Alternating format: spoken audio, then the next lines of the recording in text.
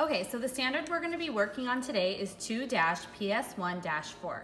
Construct an argument with evidence that some changes caused by heating or cooling can be reversed and some cannot. Okay?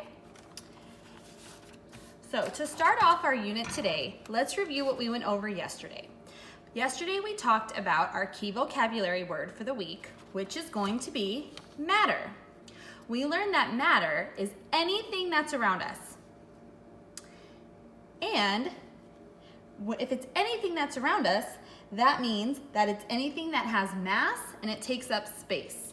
And we learned that another word for space is volume, okay? So we know that matter comes in 3 different states. We talked about liquid, solid, and gas. So let's do a quick review of the 3 states that we talked about yesterday. The first one we talked about was a solid. So when something is solid, that means that it has a definite volume and a definite shape. We cannot change the volume, we cannot change the shape. It's not going to change. One example that we came up with from our list was a soccer ball. A soccer ball is a soccer ball. It's not going to change if you try and shove it into a jar. You're not going to be able to. It's always going to stay the same. The second state is a liquid.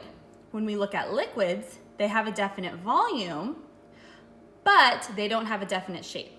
So they're going to take on whatever shape they're put into, which is why one example was if you take a glass of milk and you pour it into a cup, it's going to take on the shape of a cup. If you pour the milk into a bowl, it's going to take on a different shape. It's going to take on the shape of a bowl. The last state is gas. Gases don't have a definite volume or a definite shape. And gases cannot always be seen. So one example that we came up with yesterday was helium in a balloon, okay? So how we started off yesterday was by taking water, which would be a liquid form, and putting it in the freezer to see what would happen and what state it would turn into. And what we learned is that when we froze the water, it turned into ice. So here's the ice, some of the ice from yesterday that we have. Okay? So what we're going to do today is we're going to see if we put the ice now over a flame, what type of state of matter it's going to turn into. Okay? So let's put the ice into our pan, and I'm going to turn on the heat, and we're going to see what is going to happen to the ice. I know that some of you already had predicted that you think that the ice will turn back to a liquid state. So let's see what happens. And because the flame is very hot, I think that your prediction is correct. Okay, so if I hold it up, you can see that the ice is turning into liquid. It's turning back into water. So it's changing back into the state that we had it in yesterday. What that's called is its melting point. So when solids are heated, the particles are given more energy and they start to vibrate.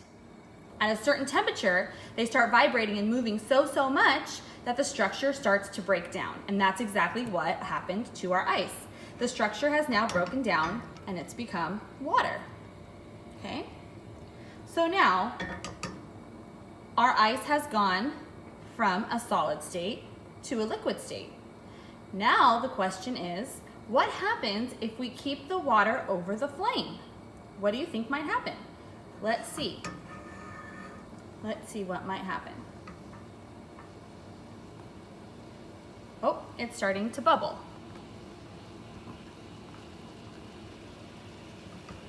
So if you look closely, you can start to see little bubbles. Let me move my camera so that you're able to also see the bubbles that are forming inside of the pan.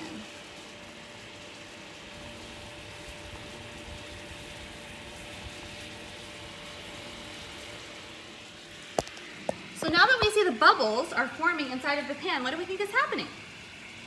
Well, what's happening is now the state of matter is changing again. It's going from a liquid state to a gas state. And what's happening is the water is boiling. So when liquid is heated to a certain temperature, the particles are started to give off more energy. And they start to move faster and they start to spread apart more. Then they break free from one another and the liquid then turns to gas. This is called the boiling point. So we had a melting point and now we also have a boiling point. Okay? So again, look at now how much it's starting to bubble. It's starting to change into its gaseous state. Okay? So now that we have seen water change from a liquid state to a solid state, and then from a solid state back to a liquid state today, and now to a gas state, what do we think could happen next? Can water in a gas state turn back into a liquid or a solid?